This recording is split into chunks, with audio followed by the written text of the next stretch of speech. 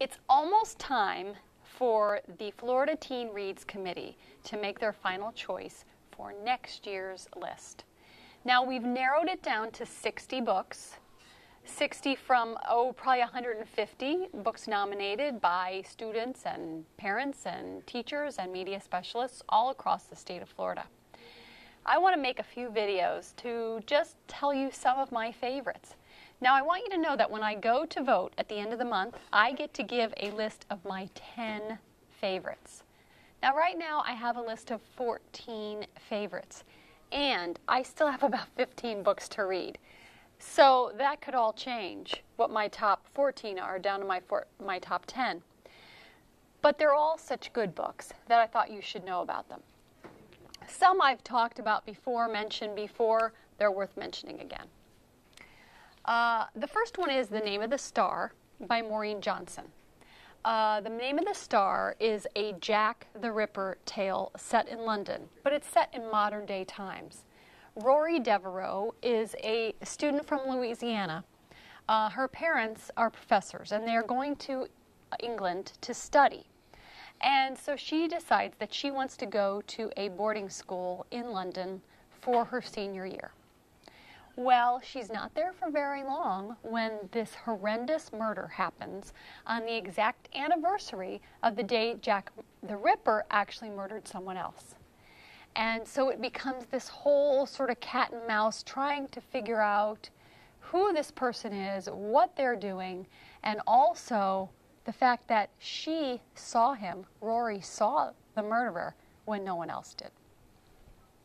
The next one is Matched by Allie, Condie. This is a great dystopian story. The main characters in the book, what happens is when you are 16, they match you with the person that is going to be the perfect person for you when it is time for you to take a mate.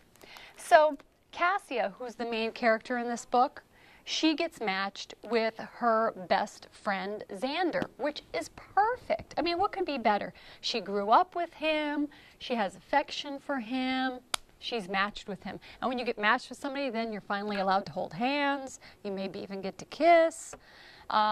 Both families are really excited about it. Now, the other thing is that they give you this, like a computer disk or a thumb drive or a chip or something, and you put it in the computer, and you can get all the information about the other person. Now, she knows him, so it's a surprise, because sometimes you get matched with someone from a different place, someone you don't know. She puts the chip in, and somebody else's picture shows up, somebody named Kai. And then it disappears, and then it's Xander. And she doesn't think anything of it. But then she hears from somebody and they're like, was there a mistake? Did something happen? And so she has to unravel the whole story. Really good. There's also a sequel. The next one is Divergent by Veronica Roth. Another dystopian novel. This one, similar, 16 is sort of the age of choosing, I guess. In a lot of cultures, 16, you get a driver's license in our culture. But in Divergent, Beatrice, she lives in a world where everyone is divided into 5 factions. And she was born into the faction where everyone is very peaceful, and they're very selfless, and they're always helping other people. But it is now time for her to choose.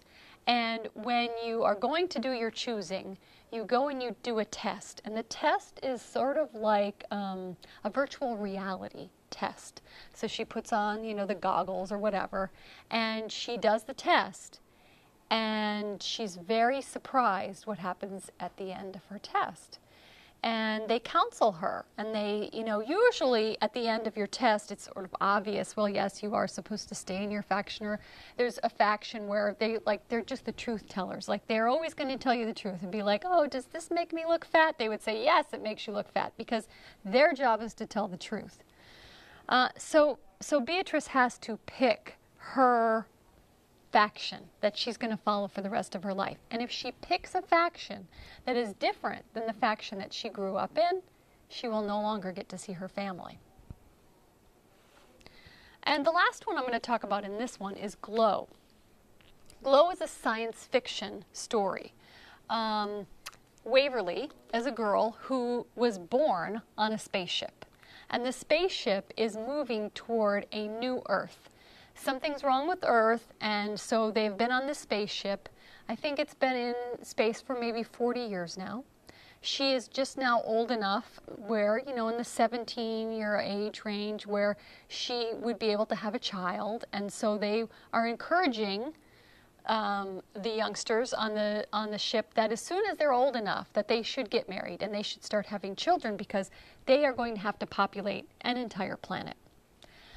Well, just when her boyfriend Kieran asks Waverly to marry her, and she's thinking, oh, that's probably a good idea, they come upon another ship. Now, the other ship left a year before they did, and is supposed to they're not supposed to ever catch up with that ship until they reach Earth. Well, the other ship is stopped waiting for them, and they can't figure out why. Why is this? It's very strange. Well, then the other ship comes on, boards their ship, and steals all the female children, all of them. Turns out on this other ship, they have never been able to have children of their own, and so they've come in and stolen all of their children. 4 awesome choices. They may be on Teen Reads, they may not. You should still read them.